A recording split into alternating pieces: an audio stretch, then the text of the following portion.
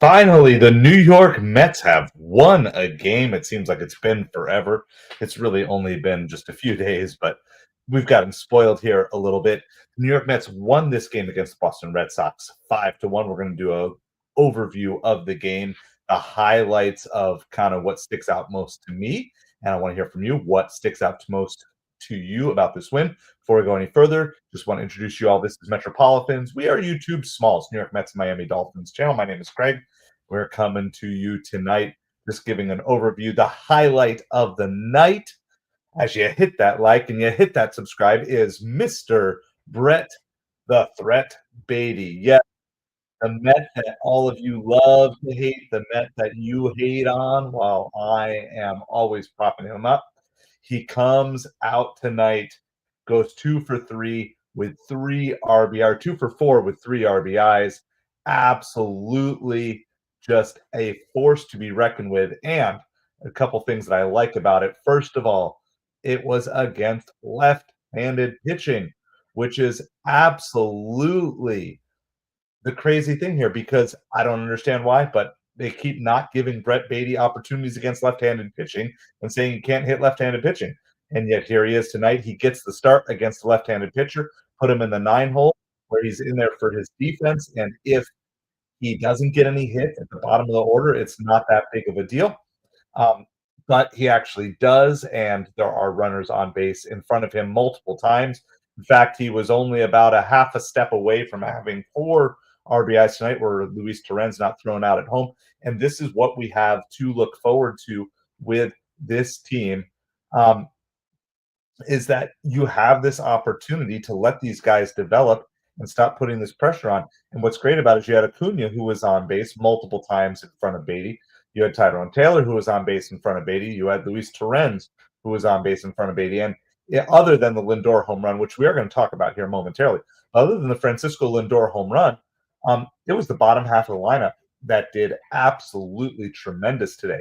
If you look here, Torrens had 2 hits, Tyrone Taylor had a hit, Acuna had 2 hits, Baty had 2 hits. So the bottom of your order there was a combined 7 for 15. So almost hitting 500 for the bottom half of the order today, which is absolutely great.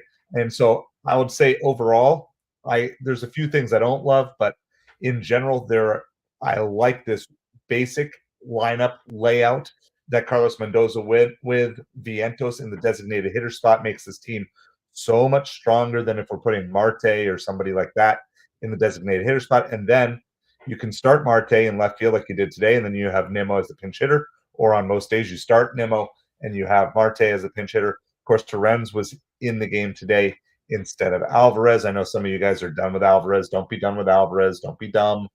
Don't be overreactionary, Mets fans. You can be better than that.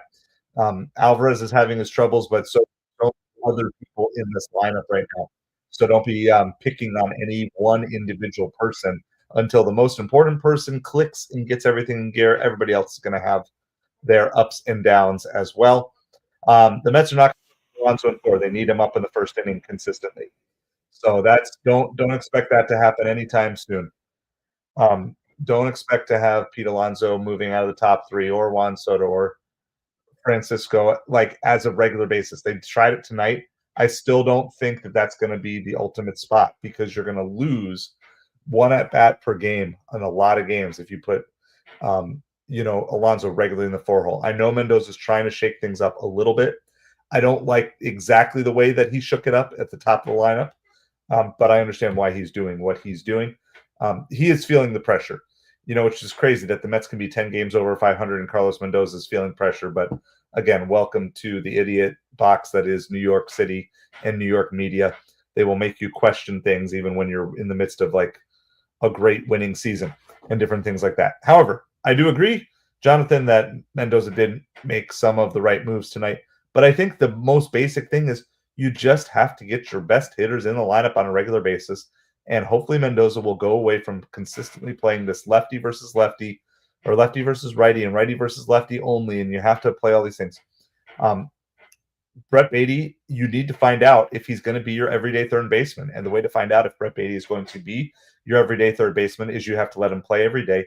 You have to see what he can do. And, they had this stat, like it was Brett Baty's first hit against left-handed this season? Well, of course, because Mendoza barely lets him play against left-handers. Like, it's not going to happen if you don't give him the opportunity to do so. You know who also doesn't have any hits against left-handers this season? Well, me, because I don't play Major League Baseball. Like, it was kind of like a silly stat, and doing all of that. So anyway, that's what you have when you have the power of the bottom of this lineup. Are there still issues in this lineup? Of course there are. Is this team perfect? Of course it's not. We know that there's things that need to be worked on. But a couple other things I want to point out here, and then get the reaction that you guys have to everything else. Um, Next, I want to talk about Francisco Lindor. Of course, it was a late inning home run, but he did have 2 hits on the day, which is good. And sometimes all it takes is that late inning home run to just kind of get that feel back, get that groove back as a whole. I mean, you have to realize that as struggling as the Mets have been, we're still 10 games over 500. And the buffer that they built themselves at the beginning of the season is exactly that. It's a buffer. And they had to use a little bit of the buffer. And now they got to get things right, and get things right quickly in a hurry, because we have a series coming up against the Los Angeles Dodgers. And um, so this is the time for things to get right. Overall, in the big picture, did Juan Soto struggle today? Yes. But am I worried? Still no. Still not worried about Juan Soto. The only people who are really enjoying Juan Soto struggling is the New York media. That's it. That's who's enjoying it. Maybe a small handful of New York Yankees fans who have different things. So, um, but in general, you just don't need to make a big deal about it. And if you do, you're just feeding into negativity, which is absolutely pointless. Something that you don't need to be doing as a Mets fan in general. So Soto is still hitting, with all of his struggles. He's hitting 243. Okay. So for all of his struggles and whatever, the money, that's not your money, so it doesn't matter. Let me just give you the names of some of the players that Juan Soto has a higher batting average than in this lineup. It includes Brandon Nimmo. It includes Mark Vientos. Okay. It is roughly, his batting average is roughly equal to Tyrone Taylor. It is better than Brett Baty. Okay, so this is anybody else. Roughly equal to Jeff McNeil, just a little bit under Francisco Alvarez. So in a general sense of the word, like, he's still getting on base almost every game. Okay, even in a day like today, he still gets a walk. He still gets an RBI. He still produces. This is the reason you pay this money for Soto, is not just for his ceiling and how high of a ceiling that he brings to you as a New York Mets fan. You're also paying this much money for Juan Soto for his floor. His floor is so much higher. Like, all this talk about how horrible his season is, there are plenty of batters in baseball that are hitting, that are well-known names, that are not hitting as well as Juan Soto. Now, I'm not here defending him, saying that we want him to produce it this way for like 11 years or anything like that. That's not what I'm saying. What I am saying is he provides such a solid floor that even his bad games, even his 3 strikeout games, right? He still ends up with an RBI. He still ends up with a walk. He still ends up getting on base, and that's a key part to everything that's going on with this lineup, is the floor that he provides, not just the ceiling. And so everybody here is comparing Soto to his ceiling. That's the wrong comparison. What you're trying to see is, okay, this is the worst that he's probably ever going to be, barring any sort of injury trouble. And the worst that he's ever going to be is like a 250 hitter, or maybe a decent stretch of time. That's still not that bad. As a team, if every player on the Mets hit 250, this team would have probably 5 or 6 more wins than they already have this season. So, yes, we want more from Soto. Yes, we will see more from Soto eventually. But you have to remember, you're not just paying for a high ceiling, you're also paying for a high floor on him, and his baseline performance, even in the back, what he does, is able to do.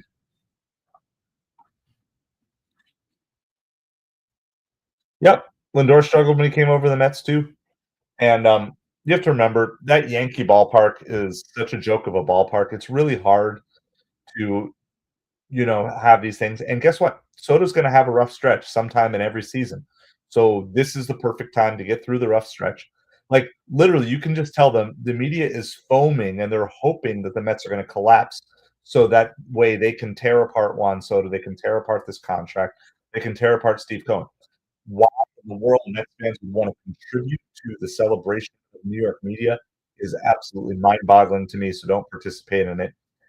In fact, I'm gonna argue, and I might even make the video soon here, that Juan Soto struggling is about the best possible thing. Because here's the thing, let's say the Mets had the same exact record they have today, 30 and 20, and Juan Soto is just going absolutely bonkers and bananas right now. Do you know what the entire storyline would be? The entire storyline would be Mets are only winning because Juan Soto is here. And can I tell you this? There's been 1 or 2 games that Juan Soto has been a major contributing factor to. There's been plenty of games where he's been an underlying cause of a lot of things, like both Lindor and Alonso getting to see better pitches and different things like that. But can I tell you that the Mets are 10 games over 500, and they'd probably be 10 games over 500 without Juan Soto, with any other 200, 250 hitter? And any other 200, 250 batting average right fielder on this team, the Mets would still be roughly 10 games over 500, which tells you that's the floor of this team. Again, it's not just the floor for Juan Soto, it's the floor of this team. And so the fact that Juan Soto is struggling and the Mets are 10 games over 500 to me is absolutely beautiful because it means we can win without Juan Soto. And it also means is once Juan Soto gets right, once he gets everything figured out, how much greater, how much more deadly could this team be? And so this is kind of a big perspective change that I would kind of want to say because I guarantee you, if the Mets were 30 and 20, same exact record, right? We finally got to that 30 wins tonight. So let's say the Mets were 30 and 20 and Juan Soto was hitting 420 or 400. Like basically, he was putting up Aaron Judge numbers. The entire storyline of this team would be sure, this team is good, but what would they be like if they didn't have Juan Soto? This team is only good because Juan Soto is on fire. And I'm going to tell you that every single player on this team knows that Juan Soto is a good player, but they also know that they can win games even when he's not playing or even when he's having an off day, as they did again today, and it gives the chance for more people to step up. Okay, so we'll mention Lindor here really quickly as well. Like I said, he got the home run, and never underestimate the feel of hitting a home run and how that can absolutely just kind of help be a slump buster. Now, again, you have to remember, yes, is Pete Alonso in a slump? Yeah, he's only hitting 292. Okay. Is Francisco Lindor in a slump? Yeah. What is he hitting right now? 283. Hey, look, there's frustrations with his team. I get this, but this is why you can't have panic attacks when you have a team that is being built the correct way, being built the proper way through very wise free agent signings, not crazy over the top contracts, except when that's what it takes to get the player that they actually want. The Mets aren't locked in to a bunch of $20 million a year starting pitchers. I'm going to tell you what, Rels, you're not going to like to hear this, but Baty's third baseman value on this team is going up and up and up too. Because if he can play defense and you know he can hit against lefties and righties, then he can become an everyday third baseman, which is going to give time for Vientos to become your everyday designated hitter, which is going to open up the spot that the Mets need in the infield or the outfield to bring Ronnie Mauricio onto this team when he is ready. And I I don't know if he what exact reps Mauricio is getting down in the minor leagues, but um, yeah, it's what it's going to be. The Mets are. It appears to me the Mets are getting pretty close to being done with Mark Vientos as a regular third baseman. His defense is just costing them too many games. The Mets have already he has a like a negative .6 WAR, defensive WAR. Vientos does. In other words, the Mets one of the Mets losses can be contributed to just the defense of Vientos alone this season. And so that's a significant thing when you're literally losing games for your team. Um, and so I think this is probably the general direction. You can like it, you can leave it, you can hate it, but this is the general direction I think the Mets are going to go. And I do think there's going to be certain occasions, but I think the Mets are trying to figure out exactly how to piece Ronnie Mauricio into this roster when he is ready, he is fully ramped up and ready to go. And I do think the days of Azokar on this team are probably coming to an end. Now, again, they're not going to be rushing Mauricio back by any means. But yeah, that's kind of what we got. All right. Lastly, last highlight or person to talk about is McGill. Now, some of you are going to like McGill's performance, and some of you are not going to like his performance. I'll give the argument for not liking it. He basically imploded there in the bottom of the fifth inning. And I understand that. And if you're not happy with that, I can understand that.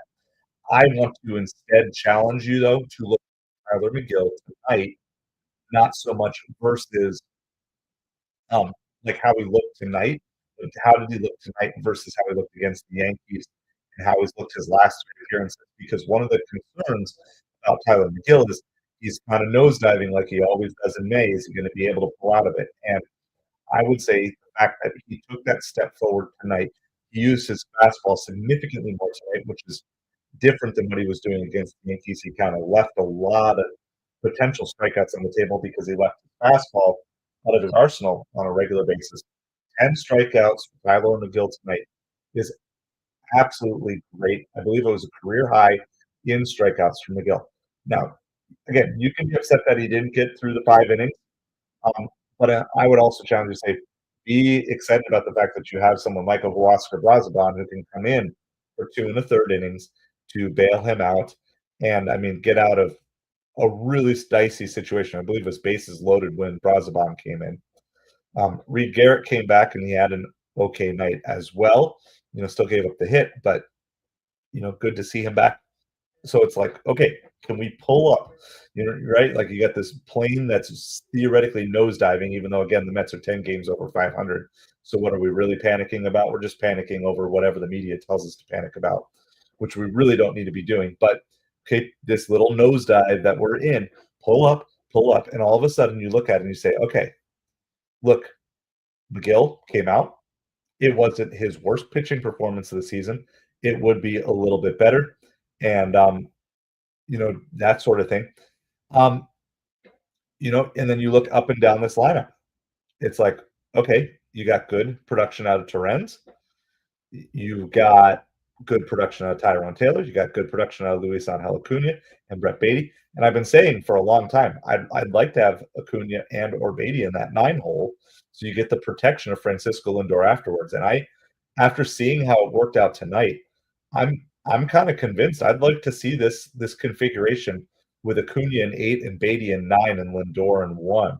I'd like to see I'd like to see the Mets try that lineup turnover a little bit more. I've been kind of liking the Acuna in the 9 hole, but if Baty can actually be putting the ball in play and be trusted to put the ball in play a little bit more, having Acuna on base and then Baty and Lindor, and then either Soto or whoever's going to be in the 2 hole or whatever after that, then there's definitely an opportunity for the Mets to maybe score an extra run here or there as they go throughout this season. So there's still plenty of struggles on this team.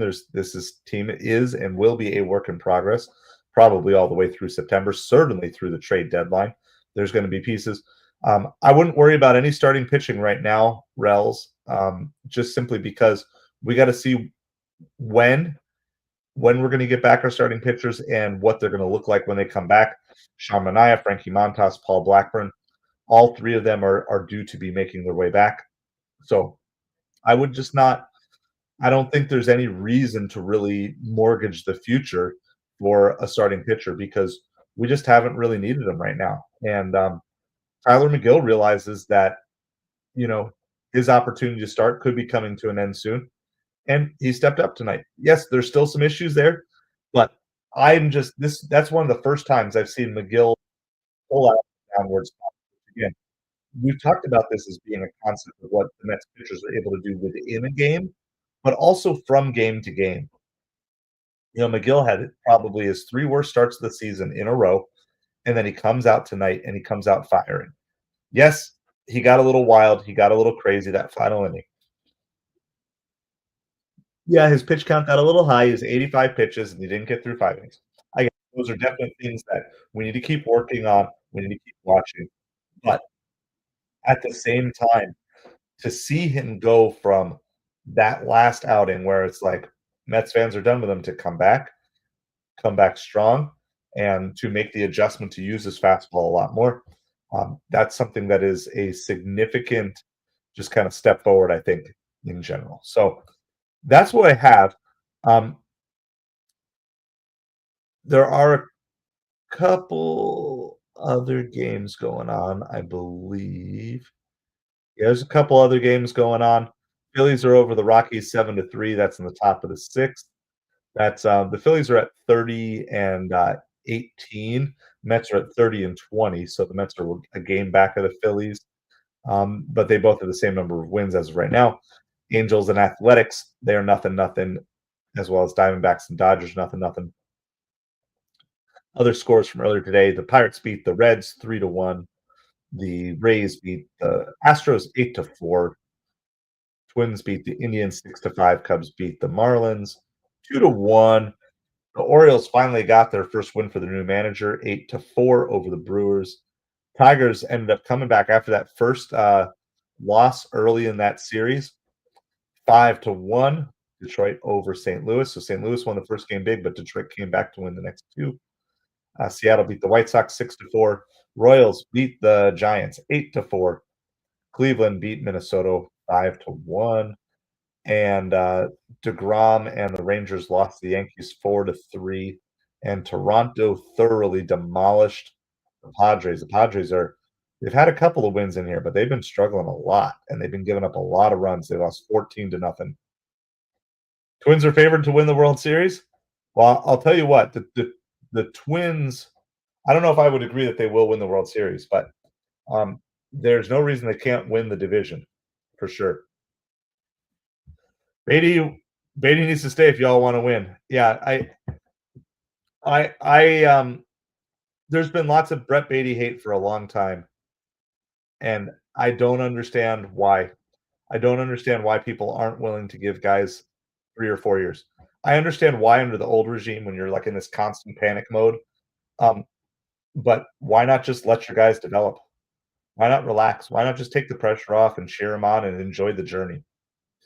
You know, like this sounds kind of silly and cliche, but just like, no, why did he earn the hate? Zero reason he earned the hate. He didn't do what Alec Boehm did with the Phillies. Alec Boehm's start with the Phillies was way worse than Brett Baty's. He literally, yeah. So what? So what? Starling Marte's been here 4 years. Like, there's no reason to hate on your players. It's the Wilpon mindset fans that there's no reason to hate on guys. When he's up and when he's with the team, you cheer him on. Yeah, exactly, midnight. Tyler McGill's been up here for 4 years and he's just starting to get it now.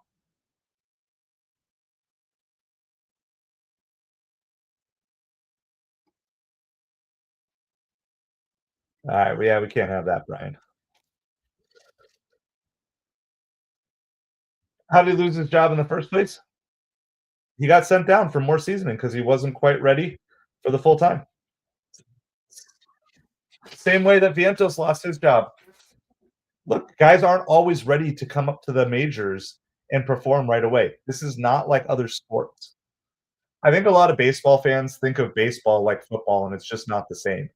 In football, like, you have to perform right away, or else you're just going to be bounced around and you're going to be out of the league in 2 or 3 years. There are plenty of guys right now in the minor leagues all around baseball who have been in up and down with the club, never really caught on. They've been doing this for 5, 6, 7, 8, 10 years plus. Baseball is a different type of sport, and everybody matures at different levels. We're seeing this. There's a lot of guys, so who have been in the league since like 2020 who are just now finally catching on with teams. Look up Joey Bart. Like, Joey Bart was like they were done with him in San Francisco. Now he's the designated hitter in Pittsburgh, and he's doing well. Yeah, but he is producing, and you're still not cheering him on, Rels. That's what I'm saying. This is the thing that doesn't make sense. If you were upset with him when he wasn't producing, then why aren't you excited when he is producing? Like, that's the part. That's the part that makes no sense, right? Like, that's fine. He was sent down, and he went down, and he got better, and now he's back. The most recent time that he was sent down actually wasn't even for anything other than roster configuration. The reason he got sent down was because Jesse Winker got hurt and the Mets needed to have extra pitching because of the way their pitching rotation was, and they needed to bring up an extra outfielder because of the way that rotation was. So, and Carlos Mendoza's even said that. So, no, you don't. Derails. I don't trust you more than I trust the scouts in Major League Baseball. Sorry. It's just that's just not how it works. You know what kind of player he was. You don't know what kind of player he is or what kind of player he will be. I've been a Mets fan way too long. I've seen so many Mets players run out of town, and not just Mets players, players from other teams run out of town because people get so frustrated. Baseball is a game of patience. If you want immediate results, go to football. Football is the immediate results sport. Football is the sport where if you don't produce immediately, like you can be a star quarterback coming out of college, and if you don't produce in the first, you know, 6, 8, 12 games of your career, you'll be a lifelong backup or you'll be out of the league. That's not how baseball works. It's never how it's worked. Just look at there's just countless names of players. You know, remember Wilmer Flores? Everybody was done with Wilmer Flores and they ran him out of the town. Why wouldn't you just celebrate the win? Your team won, Rels. Like that's what I don't understand. Yeah, everybody's growing. And there's like seriously, start looking up the stats of some of these guys who debuted in like 2020, 2021. They were all massively impacted. They all lost a key year in their development. Okay? Like everybody has their opinions on 2020, but can I just tell you for baseball players who lost either their senior year in high school, their senior year in college, their junior year in college, their first year in professional ball, you know, you have to realize like everybody everybody who was like a young player in those years lost an entire year. You still have guys who are like still trudging through the minors who were top prospects 5 years ago because they lost a year there. And so you just have to kind of be looking and realizing that first of all, everybody matures in baseball at a different rate.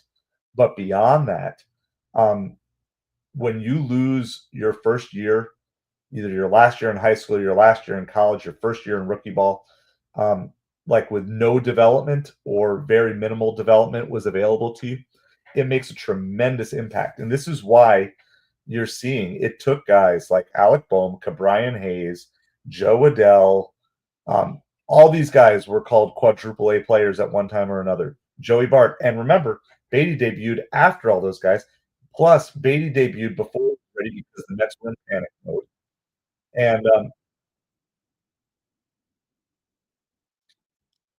And so you just have to remember, like, this is that loss of the 2020 season. It almost knocked some of these guys back multiple years. I mean, I still have baseball prospect cards of guys from like 2021 who were supposed to be breaking out in like 2022 who are still just working their way through the minor leagues because it just takes longer than was expected. So, you know, the argument for being done with Brett Baty, in my mind, would make a lot more sense if he had been with the big league squad nonstop for all those games, you know, never gone back and forth. But he's been bouncing back and forth a ton. You know, he is certainly on pace right now. So let me just see. I just want to look at a couple. So basically, he came up at the end of 2022. Okay. And that wasn't the greatest time to bring him up. Okay. He had a pretty full season in 2023. Okay. He played 103 games. You could consider that essentially his rookie year. Okay. It wasn't the greatest year. Okay. It was a 212 batting average. It wasn't his greatest year. Last year, he hit more, but he had way less games. Coming into the season, he's played one season of baseball. It's been spread out over 3 years. But that's not how you get better at the major league level. You get better at the major league level by being in the game and playing every day. In the same way that you're not going to see Luis Angel Acuna get better if he doesn't play on a regular basis, you're not going to see Mark Vientos get better if he doesn't play on a regular basis. Okay. So coming into this year, he had played 169 games. That's it. Full season is 162 games. So, and the fact was, there were times that it was good for him to be up with a roster, and there's times it was good for him to be sent back down. So if you're really trying to understand who Brett Baty is, he is a second-year player based on his experience in Major League Baseball. He played 169 games. He's played one full season in Major League Baseball before this year started. And even this year, he's had to be shuttled up and down. But he is right now, he is at a career high for WAR. He has a .5 WAR on the year, which is wins above replacement. So he has added a half of a win versus the average third baseman that you're going to get, which is honestly pretty impressive considering the number of games that he missed because he was sent down. He's already had as many doubles as he had all of last season in 50 games. He's had more home runs this season than he had in 50 games last season. He's played 31 games this season, by the way. So every stat across the board in terms of all of his counting and stacking stats is better. You know, the only area, his slugging percentage is higher, his OPS is higher, his OPS plus is higher. The only stat that's down a little bit is his batting average. But again, nobody cares about that with any other player if their batting average is down, because he's hitting for more power. So he already has a triple this year, his first career triple. Never had a triple before. He had 5 home runs this year. Again, he only had 4 all last season in 50 games. He has 11 RBIs this season. He only had 16 last year. And he came into this season with 55 RBIs. He's at 11. He's on pace to probably double his RBI total. Like he's just progressing forward. Yeah, it's just a whole lot easier to say, look, I was wrong about this guy. I've said it multiple times. I've multiple times. I'm willing to say, look, I was wrong. I was wrong about how this played out, or I was wrong. Like I was wrong about Griffin Canning. I will tell you guys that 100 times over. I even pointed out, if you guys watched my video of the Twins game, I talked about the weakest part of the New York Mets roster was their starting pitching staff. That's what I was saying in March. And it only got weaker from there because we had injuries. And obviously I was wrong. Like, it's just not a big deal to say, look, I was wrong. And never once was I rooting against any of the guys. I just thought it was the weakest part. And so there's one thing to say, look, objectively, I feel like this person isn't a good fit for our team, but I'm not cheering against them. Okay. So for example, objectively, I feel like Starling Marte is not a good fit for this Mets team. And I certainly feel like both having 2 roster spots for Starling Marte and Jesse Winker is not a good fit for this team. Of the 2, I would rather have Winker on this team because I like the spunk and I like kind of that rough edge that he has about him. But I'm never going to be cheering against Starling Marte when he comes up to the plate for the Mets. I'm never going to be saying, look, he's all of our problems and he needs to go. And if we did, no, because that's not how it is. Like, I think if I were in the position, which I'm obviously not, I'm just pontificating as a internet commentator, right? So I'm just pontificating that I would really like to do that.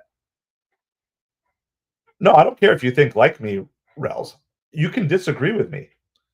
You can disagree with me but this idea that thinking that Baty has not contributed anything to this team. There have been 2 games in the last 2.5 weeks where Brett Baty was the offense of the team. Yep. Yeah, he got the sack fly tonight, and he still got on base. He still got to walk. The other thing that I think people are underestimating is, look, Vientos is struggling at the plate. The best possible thing for him to do is just focus on hitting right now. Let Vientos hit. Vientos does not have a trajectory. He's never had a trajectory to be a starting third baseman.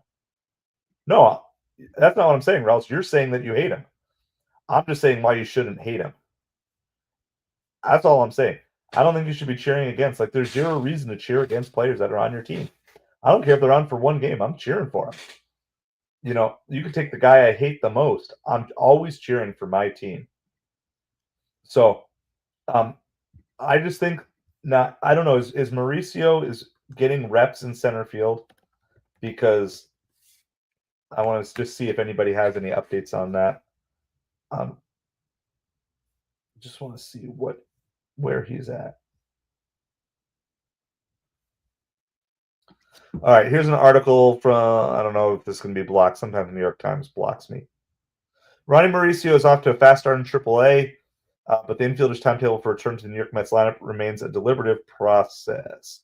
So I wanted to look this up because I feel like ultimately this lineup is going to be peak with Ronnie Mauricio in center field if he's able to learn the position.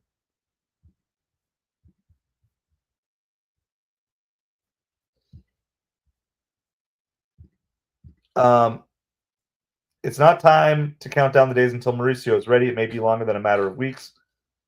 In a technical move, because his time on rehab assignment was set to expire, the Mets optioned Mauricio to AAA. In 3 games there, so in AAA, in 3 games, Ronnie Mauricio is 7 for 11 with 2 home runs. Sounds like he's back. Meanwhile, the Mets offense has gone cold. Yeah, but again, see, this is all just like New York Times stirring up stuff. Sometimes in such situations, clubs may consider bringing up a young player for a spark. No, that's clubs that are not building for the future do that. Clubs that have the future in mind as well as the present don't do that. That's what the Mets did a couple years ago when they rushed up Baty and Alvarez and all those things. So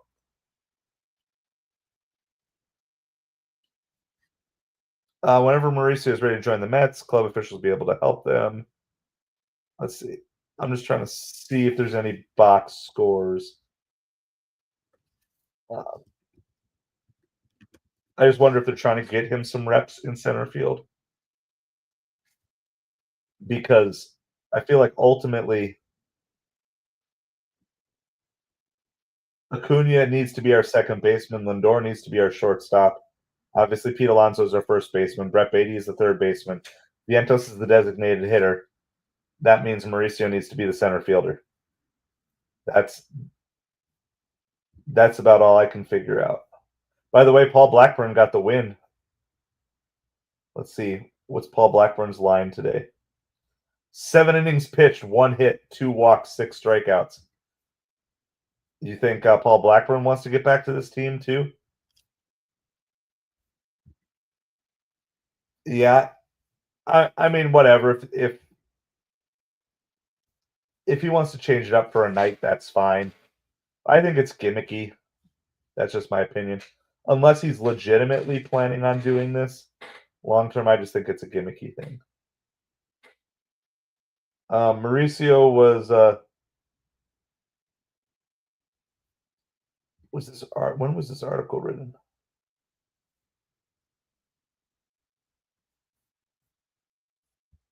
Let's see. Oh, this includes today. Yeah. Yeah, so Mauricio had a home run today. He's hitting 636 with a 1965 on base percentage. That's got to be, and he also had 2 walks too, by the way. So what's his on base percentage is even higher than that. He's hitting like little league numbers in AAA, guys. I mean, I know it's a very limited sample size. Hold on, let me just show you this. I'll show you the box score here. But I mean, if he's going to be hitting like 500, 600, I don't know if you guys can see it right here. 636. Let me just click on his name.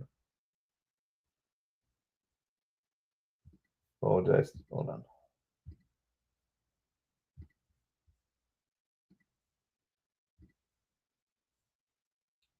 Can I do a game log? Here's game log.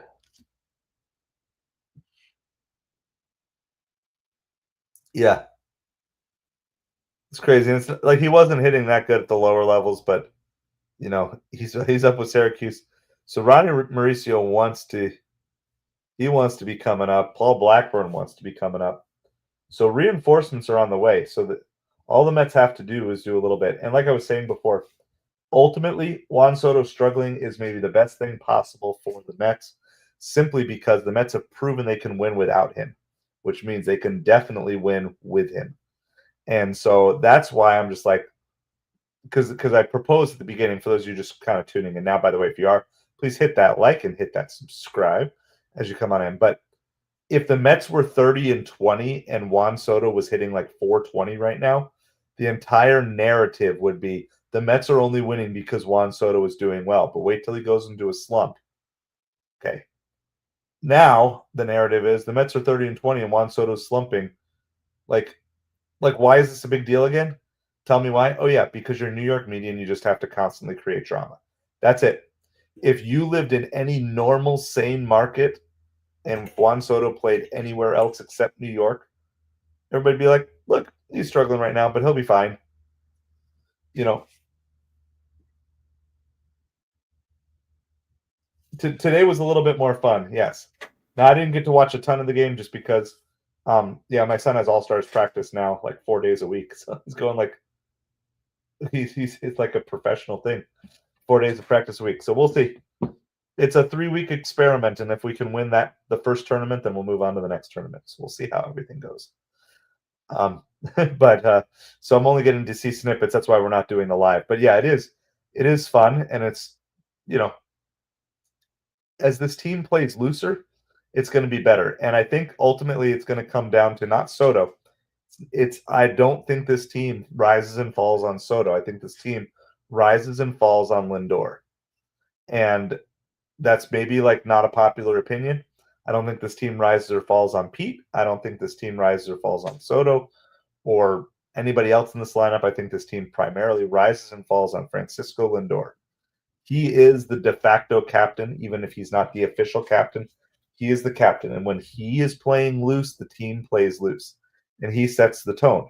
And if you remember, when the Mets were kind of like on the good winning streak, it had a lot to do with Lindor consistently leading off games with hits and getting in scoring position, scoring runs, Mets getting off to early leads and different things like that. So I hope, just as a general thing, that tonight was just kind of a shake things up.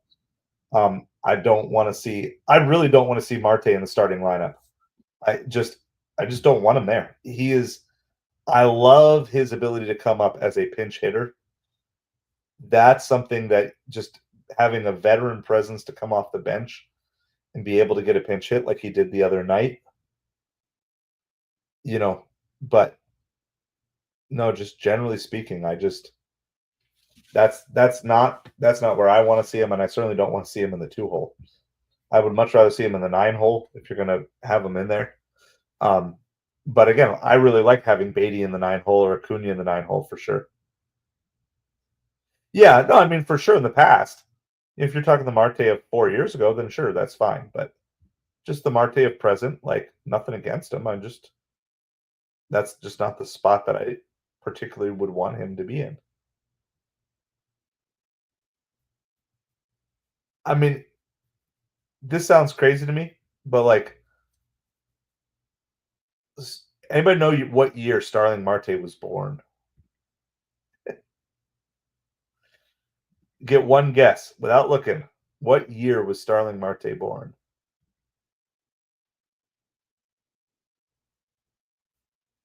And if nobody guesses it right in the first couple guesses, I have one hint. No looking, no checking. You can do the math in your head. Use your fingers and toes to count. What year do you think Starling Marte was born? Not 86. That is a good guess.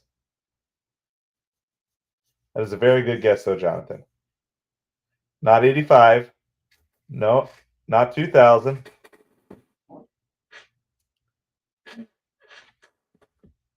Not 87.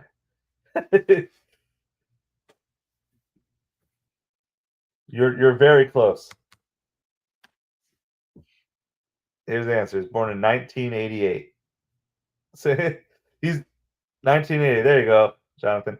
He's born in 1988. Right? So 37 years old. Is that what that is? I think it's 37. I mean, that's crazy. Like he was born when who was on the Mets in the 88? well, pretty much everybody was still there. Most of the core group, right? He was born when Daryl Strawberry and Keith Hernandez were playing with the Mets. Like that's not shade on him. He's just not the number two hitter necessarily that I want. But I love him as a pinch hitter. I love him off the bench. I love him as a play once a week sort of thing.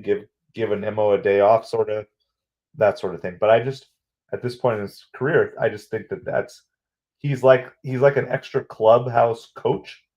I love having him around for younger players. I think a lot of Mets fans think he's still in his prime on the Pirates too. I mean, he's had a great career, guys. I'm like, again, he's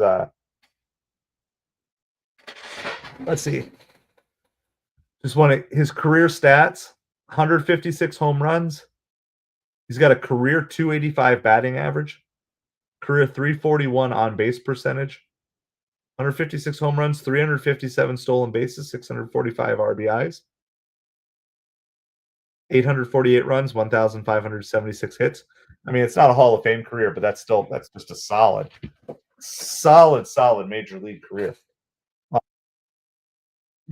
So I still think ultimately though, the Mets need a center fielder, and maybe they have one in Ronnie Mauricio if they can get him the reps that is needed. Now, Mauricio was a designated hitter today. Yeah, so like Acuna's hitting well too. My frustration with Acuna is similar to my frustration with Baty is so Acuna won the National League Rookie of the Month in the month of April, and then he had like 3 games off in a row. I'm like, you just roll with it.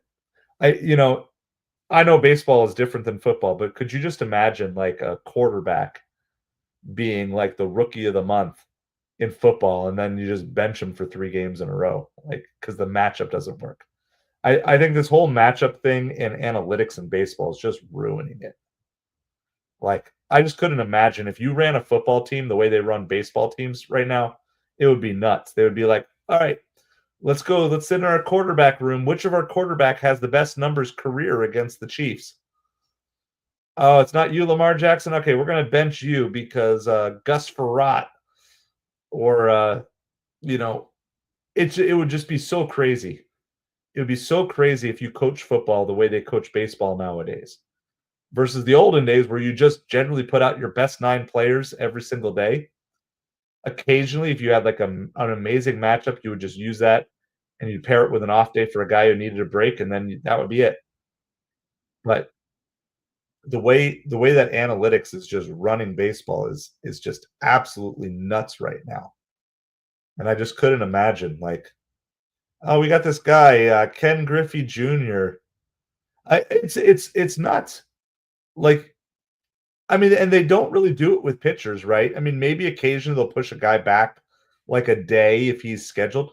But normally, like, look, you suck against this team, doesn't matter. It's your time in the pitching rotation. Go out and pitch.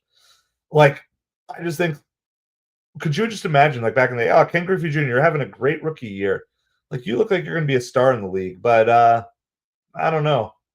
You don't hit as well against right-handed hitters, so we're just going to sit you for the next 3 games. Like, baseball is a game of consistency, and there are a select group of players who are very good role players, and they tend to be either utility guys or guys who are super awesome veterans who just have the mindset that they can watch a whole game and come in and be a great pinch hitter. There's a few of those guys. And what you need is you need to find your 9 best position players. You need to find yourself a backup catcher who's roughly equal to your starting catcher. So there's, or at least close if you have like a star starting catcher. You have that. You have a backup outfielder, ideally a backup outfielder who's also speedy, who you can put in late in the game to steal a base. And then you probably need 1 or 2 utility guys who can come in and get hits, but also could ideally do that, play the field. Kershaw versus Kenny. Yeah, Kershaw's like he's only had like 1 or 2 games back, right, Jonathan? By the way, for those of you following, I don't know why you would, but I saw Verlander is going to the injured list. I did notice that. Diamondbacks are winning 1-0. I saw Phillies were beating the Rockies. I think that game was delayed. That's 9-3 in the seventh. The Rockies are just atrocious. That's amazing. Athletics beating the Angels 3-2. Yeah, and then 1-0 Diamondbacks over the Dodgers. We're not going to stay on like super late tonight. Thankfully, we're down to 2 days left of school. 2 days left of school. Whew, finally. We're almost to the end. Oh, I just wanted to see. Yeah, I wanted to see if they're playing Mauricio in the outfield at all in any other games. Let's see. Let me just look in the day before. No, he played third base the day before. And then the day before that, where did he play? He played second base. So in 3 games at AAA, Ronnie Mauricio's played second base 1 game, third base 1 game, designated hitter 1 game. So then maybe they're potentially looking then to just do a McNeil.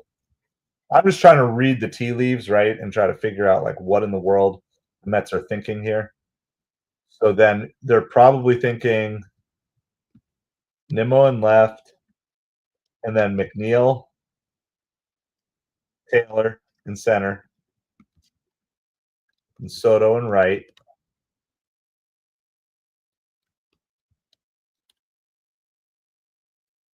So that's 4, and then they're probably thinking DH, and obviously there'll be guys that sub in, but then you go Baty.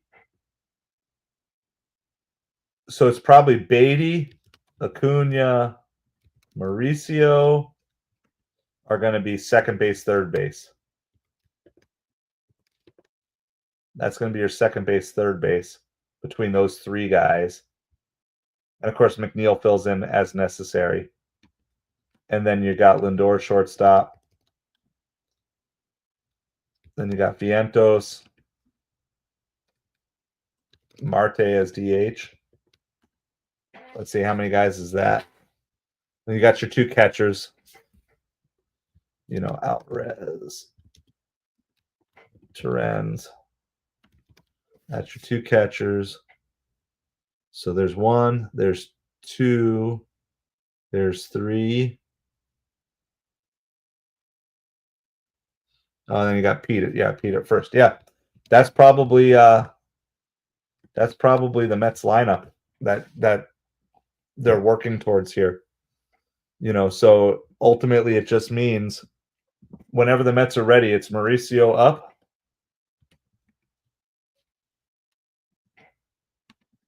And Azokar down.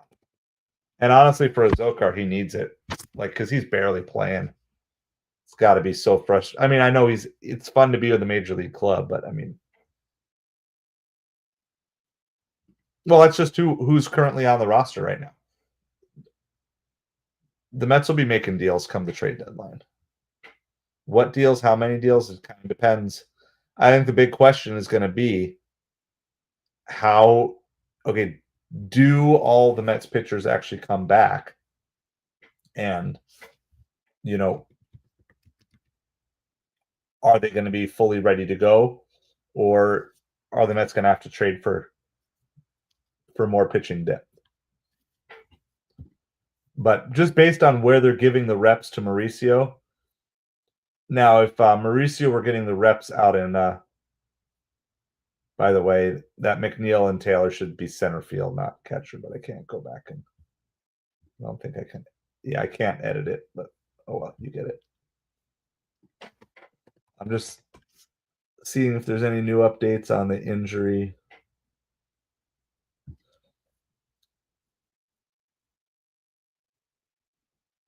All right. Here's an article from a day ago. I'm getting tired. It's time to be done here soon.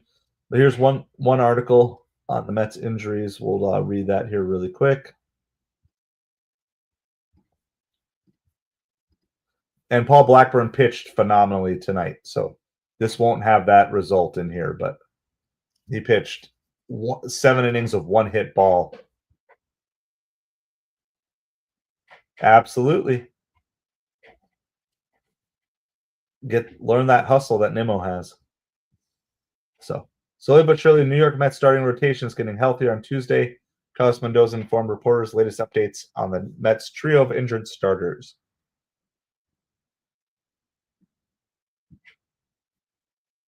All right. First, Blackburn will make another rehab start on Wednesday. The goal for him is to reach 80 pitches. Well, I didn't check his pitch count. Let's see if he reached the goal. He won. He pitched 7 innings of one hit ball.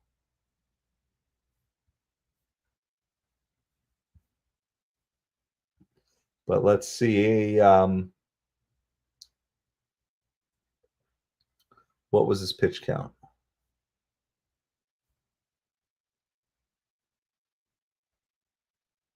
Paul Blackburn pitched 87 pitches today. So we'll see. Anyway, they didn't have this. If all goes well, Mendoza says the Mets will have a decision to make with Blackburn afterwards. The Mets can either go to a 6-man rotation or use Blackburn in long relief role once he's activated from the injured list. Sure. I can do that, Jonathan. Blackburn has made 5 rehab starts so far, posting a 5.63 ERA across 16 innings. Well, I mean, so tonight was like absolutely phenomenal. So Paul Blackburn could be up with the Mets, according to this article, in 4 days, 5 days. I think the Mets are going to go to a 6-man rotation. I don't know. What do you guys think? So here, let me put a poll up. Do you think? Let me do a poll here really quick.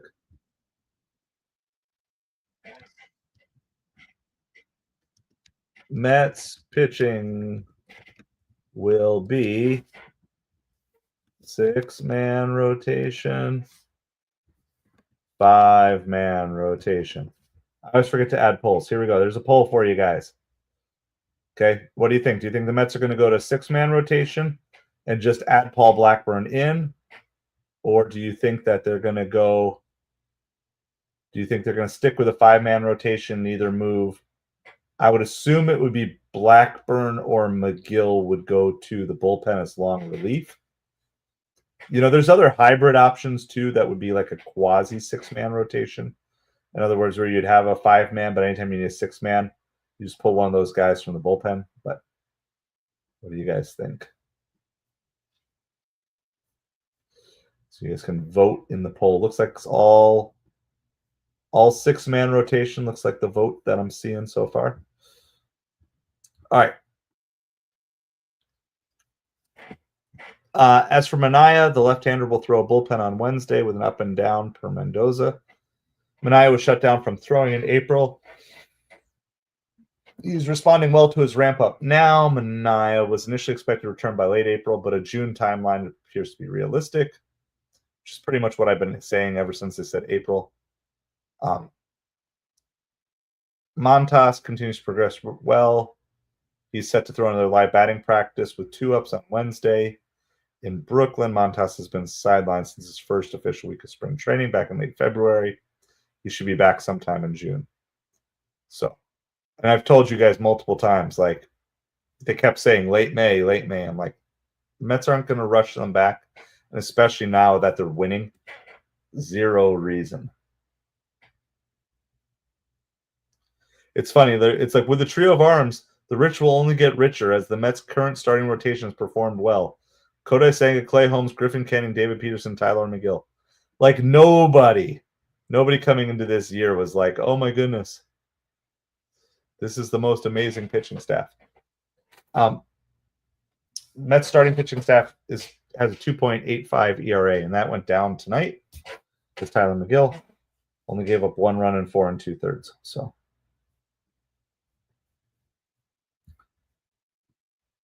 anyway, just wanted to share that. Okay, so there is, let me get to, I'm not even watching games right now. I just had the Mets post game on behind me.